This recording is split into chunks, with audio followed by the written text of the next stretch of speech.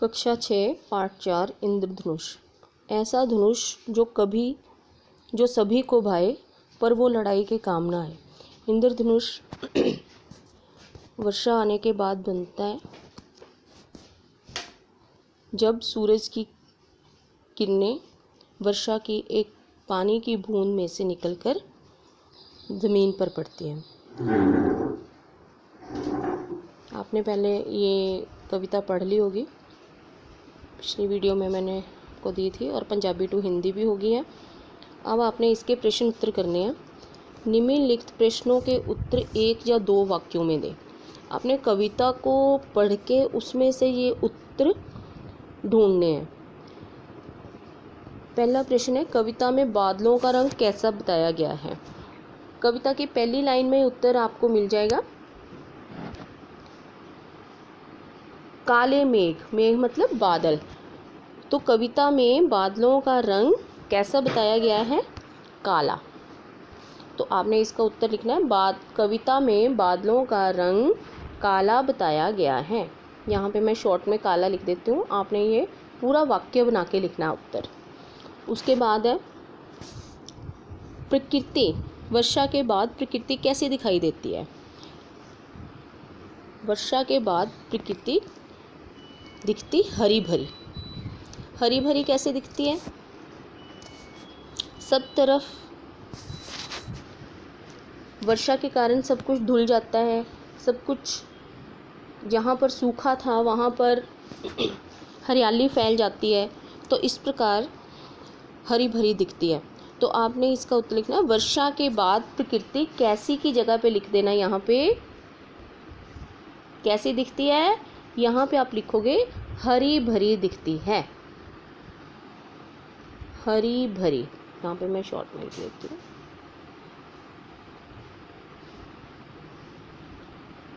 आपने पूरा वाक्य बना के लिखना है, वर्षा के बाद प्रकृति हरी भरी दिखाई देती है। इसके बाद है, वर्षा के बाद सूर्य दिखाई देने पर नभ पर क्या दिखाई देता है। ये सबको आपको कविता पढ़ के पता चल गया होगा। वर्षा के बाद सूर्य दिखाई देने पर नभ पर इंद्रधनुष दिखाई देता है। तो आपने इंद्रधनुष लिख देना, इंद्रधनुष। यहाँ पे पूरे स्पेलिंग नहीं आ रहे मेरे, आपने पूरा लिखना है, धनुष। श भी डालना है पीछे, मैं साइड पे लिख रही हूँ, थोड़ा स्मॉल लिख देती हूँ, इंद्रधनुष। आपको मैं ये यहीं पे कर देती हूँ अंडरलाइन। वर्षा के बाद क्या दिखाई देता है आकाश में, इंद्रधनुष। यहाँ से आपने स्पेलिंग देखना है। इसके बाद नेक्स्ट प्रश्न है आपका, इंद्रधनुष का आकार कैसा होता है, मतलब वो कैसा दिखता है। इंद्रधनुष का आकार ये देखो, यहाँ पे कैसे दिखता है, आधा चक्र है ना, यहाँ पर आधा चक्र, यहाँ से लेके यहाँ तक का है, आधा चक्र है, इसको कहते हैं अर्धवृत्त। तो आपने लिखना है, इंद्रधनुष का आकार अर्धवृत्त जैसा दिखता है। यहाँ से स्पेलिंग देखना है, कैसा आकार है इंद्रधनुष का, अर्धवृत्त। इसके बाद कवि ने इंद्रधनुष के लिए अन्य कौन सा शब्द प्रयोग किया है। कवि ने इंद्रधनुष के लिए हृदयहार, झूला,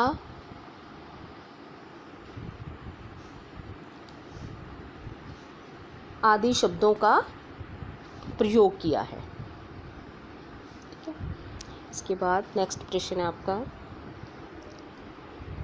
निम्नलिखित प्रश्नों के उत्तर 4-5 वाक्यों में दें। अब आपने थोड़ा सा बड़ा प्रश्न लिखना है।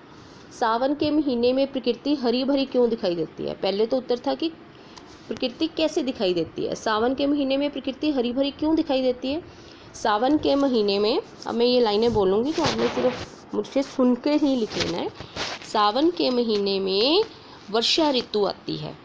वर्षा होने के कारण धरती पर जो सब सूखा पड़ा था सब हरा भरा हो जाता है और पानी से धुल जाता है। तो इस प्रकार प्रकृति हरी भरी दिखाई देती है। ख प्रश्न है, इस माह की अन्य विशेषताएं क्या हैं? इस माह की अन्य विशेषताएं, माह मतलब महीने में, इस सावन के महीने में आपको, सावन माह मतलब महीना, तो यहाँ पे सावन महीने की बात की हुई है, तो आपने उत्तर में लिखना है सावन के महीने में वर्षा ऋतु आती है। वर्षा आने से सबके मन में खुशी आ जाती है। किसानों को अपने खेतों में अनाज उगाने के लिए पानी मिल जाता है, इसलिए वे खुश हो जाते हैं। बच्चे पानी में छम छम करके नाचते हैं, गाते हैं। ये आपने इसके उत्तर लिखने हैं। अगर आप कोई और विशेषता बता सकते हो वो भी आप लिख सकते हो अपने। ग प्रश्न, वर्षा ऋतु से हमें मुस्कुराते रहने का क्या संदेश मिलता है? वर्षा ऋतु में वर्षा जब होती है तो उसके बाद वर्षा की एक बूंद पानी में से सूरज की किरणें सतरंग फैलाती हैं, 7 रंगों को फैलाती हैं। इसी प्रकार बच्चे भी जब खुश होते हैं तो वो खुशी के रंग बिखराएंगे, क्योंकि वर्षा ऋतु के बाद सतरंगी पींग आती है, वो 7 रंगों को फैलाती है धरती पर। इस प्रकार बच्चे जब खुश होंगे तो वो भी खुशी के रंग बिखराएंगे। इस प्रकार ये आपने उत्तर लिख लेने हैं। उसके बाद प्रश्न नंबर 5 है, इंद्रधनुष के चित्र को देखो और नीचे दिए गए शब्दों के प्राय ढूंढ लो। प्राय मीनिंग जो इनके अर्थ निकलते हैं, जो आपको सेम दिखते हैं, समान दिखते हैं। प्रभु, अब प्रभु को और क्या कह सकते हैं आप? परमात्मा। ओके, ईश्वर। तो आप यहाँ पे लिखोगे, पहले वाले में आएगा यहाँ पे परमात्मा और फिर आएगा ईश्वर। ऐसे आपने ये साइड से ढूंढ लेने हैं। सेकंड, मेघ। मेघ किसको कहा जाता है? बादल, जलद। जलद भी मेघ को कहा जाता है। उसके बाद नभ, आकाश, गगन। किरण, कर, म्यूख। ये सारे आपको उत्तर ढूंढ के यहाँ पे भरने हैं।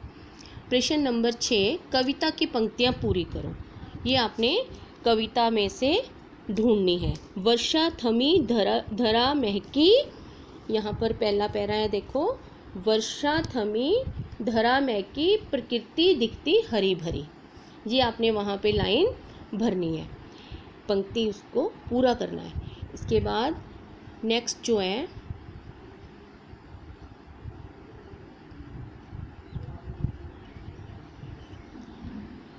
बाकी की पंक्तियां भी आपने कविता में से पूरी कर लेनी है। पढ़ो, समझो और दो दो नए शब्द बनाओ। र, य के ऊपर र है तो सूर्य।